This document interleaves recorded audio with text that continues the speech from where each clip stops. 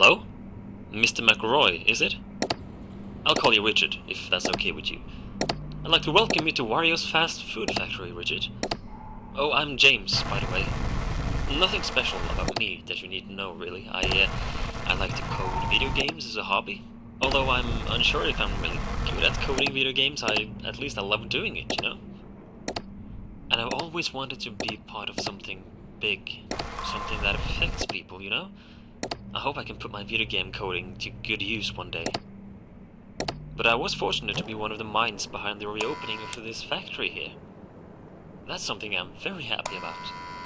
But anyway, enough about me. Welcome to Wario's Fast Food Factory, a place with a dark past and a bright future, as we like to say.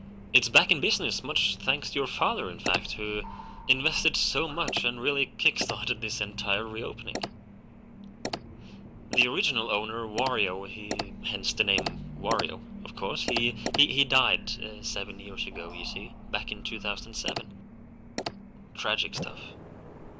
This factory closed off then following that tragic event, as you may know, but now it's back in business. It grew popular due to a unique secret recipe for fast food that Wario used, so you bet we're using the very same one. Now you've been hired as a night guard in the factory. The job is quite simple. Be glad you're not here during the day shift, I tell you, where all the machines have to be operated and all that stuff. All you really have to do is to keep an eye on things. It sounds vague, I know, but it's not that much more to it, really.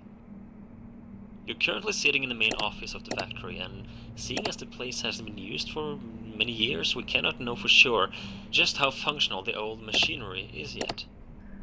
Has everything remained intact? It's hard to say. That's why you need to remain in your office and watch over the factory using some brand new security cameras we've installed. Straight from Secure Incorporated. Just open up the pad you've been given and have a look around. Just make sure everything looks okay, pretty much. You only have so much power at your disposal at night, however. Try not to use all of it. Having that camera pad open drains some of that power, but even worse is the door to your left and the control room window to your right. As you have probably seen, we have installed some buttons you can use for each window. The red buttons will bring down strong metallic doors, and the white buttons will trigger lights in the respective doorways. Keeping these doors down drain quite a lot of power, as do having the door lights active. Please only use these when you need to. When would you need to, you might wonder? Well, there have been rumors going around for years that this recipe that Wario was using, and that we are using now, was quite interesting to money-hungry thieves back in the day when the factory was up and running. So the doors, the lights, it's just for safety, really. Mandatory precautions, that's all. No worries. Just keep an eye on the camera pad, yeah? Otherwise, you should be good, I think, yeah. We are very excited for this new era of the Wario's brand. So, have a good night, Richard, and I'll give you a call tomorrow.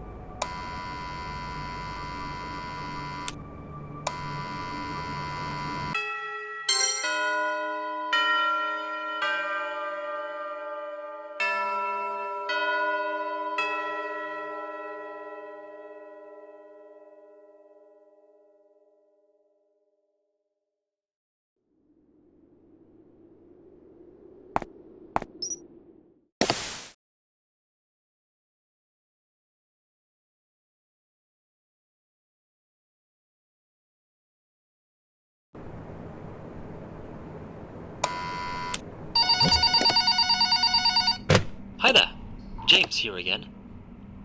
I heard you did good last night. Well done, Richard. Remember, if you see anyone snooping around at night, you tell us about it, yeah? We don't want another uncomfortable incident, like...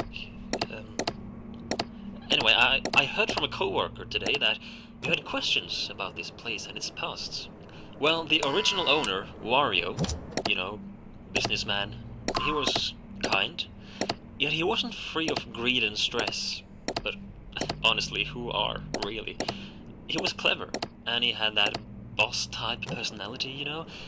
It was him and his business partner Waluigi who started this factory and the Wario's brand as a whole. I don't know much about this Waluigi guy, aside from him being known as the sidekick, kind of, or as the less interesting one. But Waluigi is said to have been good with words. Charming, convincing, clever, but also insecure. Living in his friend's shadow, putting Wario in front of himself. You know, a people pleaser. That's how people described him. But also a people knower, apparently. He knew how to convince people, getting them to agree with him. That's probably why Wario chose him to be his business partner. The two of them made a good team, apparently. They started a cafe. That was the first thing, back in the 80s, you see, in the late 80s. Wario's Cafe, it was their first business, and that's also where this secret recipe of his found its footing and grew popular. They closed it off fairly quickly for unknown reasons, actually, and the two men began in the video game industry instead a few years later, in 1990, I think it was.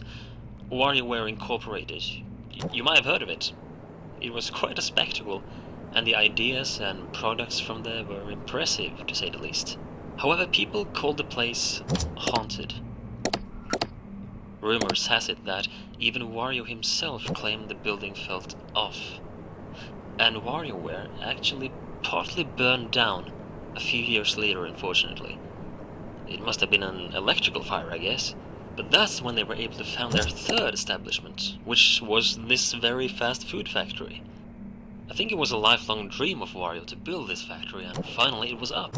And things were going well until, you know, I told you the owner died. But that's not quite the entire story.